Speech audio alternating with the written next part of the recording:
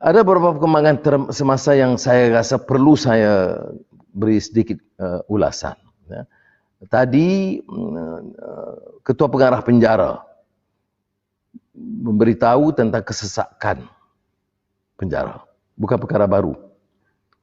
Saya pernah keluarkan kenyataan itu di mahkamah. Penjara Sungai Buloh itu patut muat 2.500 orang.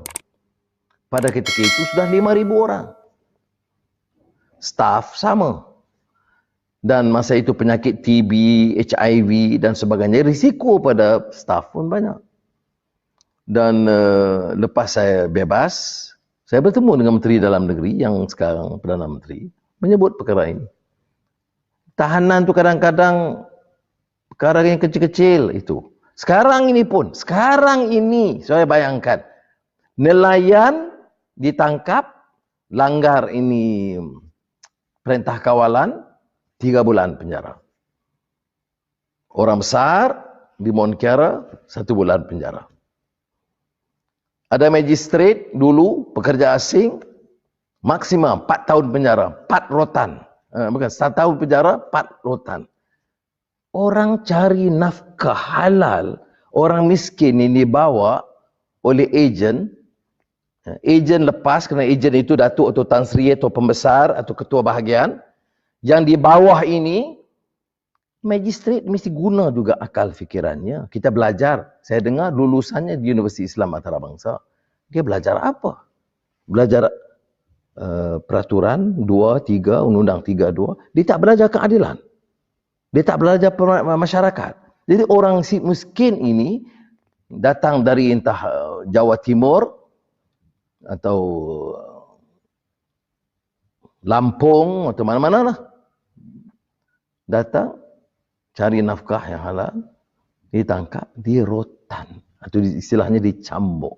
Yang perkenalkan undang-undang itu pun zalim, yang melaksanakan pun tidak faham undang-undang. Walaupun dia ada kelulusan undang-undang. Saya suka cerita kerana Ketua Hakim Negara tadi mengeluarkan kenyataan, memberikan pertimbangan kerana kesesakan penjara. Tapi isunya bukan saja kesesakan penjara. Isunya keadilan. Bila orang kecil ditangkap walaupun salah, hukuman itu berat. Bila orang besar rompak bilion-bilion, itu lepas. Dan tambah sekarang ada runding, tangguh, lepas. Jadi mudah-mudahan satu pengajaran kepada kita. Tapi yang penting, balik kepada soal penjara, orang pekerja asing, udahlah, keluarkan. Yang kecil-kecil, isu kecil. Itu pun belum tentu salah tak salah pun, saya tak tahu. Saya tahu, saya ada pengalaman. Ya. Jadi, berilah sedikit kelepasan supaya penjara itu terkawal kedudukan dia, selamat dari ancaman coronavirus ini. Jadi, ini saya rasa penting. Tapi kalau tanya, setelah bertahun masalahnya, apa yang berlaku? Kita akan tubuh jawatankuasa kabinet untuk bincang dan mendapat keterangan. Ini virus yang serius ni. Hari-hari ni masalah sekarang. Kalau anak awak bekerja sebagai staf penjara, awak akan tahu masalah dia. Tetapi oleh kerana anak awak tidak akan jadi staf penjara, dia akan jadi pengurus korporat.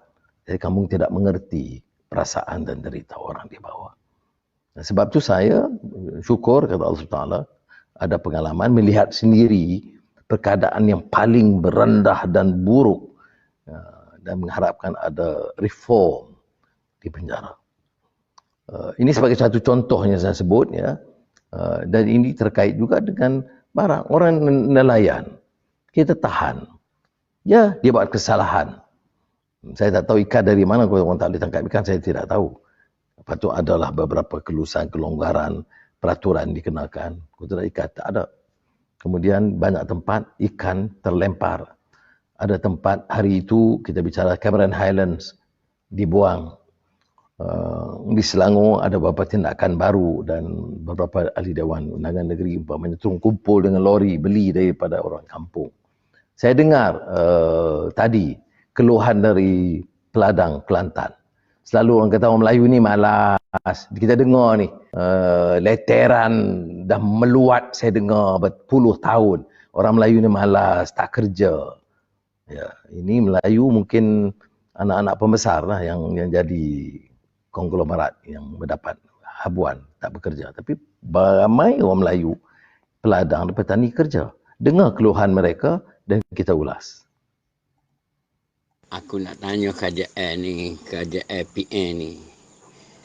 Bukit Topak tu saya bertetel teruk saja timur. Belakang rumah aku tu pria tak tahu nak jual mana. Nak pergi kat orang tak boleh. Nak jual tak boleh. Buruk saja. Nak bagi kat orang pun tak boleh. Apa tindakan kerajaan? Aku nak tahu. Jual tak nak boleh. pergi rumah-rumah tak benar. Buat saja tu. Rumah tak boleh. Lori tak mari ambil. Rugi berapa ribu? Berapa puluh ribu rugi. Bukan seorang dua tanah tu. 7-8 orang tanah Bukit Topak tu. Buat saja saya. Buang saja. Lepas tu belakang rumah aku tu pria. Baru buah. Tak tahu tu mana. Aduh, paruk lah. Puak-puak leban ni duk main politik 24 jam. Tak tahu kau sekarang. Dia makan gaji tak apa. Dia gaji ada tiap-tiap bulan kita ni. Lagu mana duk kampung ni. Nak makan lagu mana. Nak keluar hasil lagu mana. Hak tu kena fikir. Bukan nak fikir politik parti 24 jam. Enggak tu sikit-sikit sudah lah. Ketua-ketua mu tu kaya raya pakai Mercedes bini ramah mu nak tak darah pun payah. Tak sedek ranga lah bodoh ya. Okey. Kau naik angin ni. Okey, baik, cukup. Terima kasih. Kita fahamlah. Ini masalah yang saya terangkan. Sebagai ini satu contoh dan perkara ini masih berlaku terus menerus dan saya harap dapat disegerakan. Kita ada farmer, tak cukup dengan farmer. Gunalah jentera yang ada, angkutlah barang-barang ini. Dan kerana kalau tidak, kita hanya bergantung kepada penyampaian habuan. Ini bukan ruangnya untuk saya kupas ekonomi, tetapi masalahnya seperti mana yang dibicarakan dalam laporan Bank Dunia, Bank Negara. Ini kesan ini ya, penghasilannya terbantut, produktiviti tertahan, pembeli tertahan. Jadi dia menghadapi kemelesetan yang dahsyat bagi negara kita. Dan dia memerlukan satu tindakan tegas, tindakan segera dan tegas. Bukan pengumuman tegas, tindakan tegas. Ni kalau tidak kita bunyi hebat, ya betul, orang senang. Tetapi tindakan di peringkat bawah tidak sampai ke mana. Semoga Allah SWT memberikan taufik dan hidayah dan kekuatan kepada kita. Terima kasih. Wassalamualaikum warahmatullahi wabarakatuh.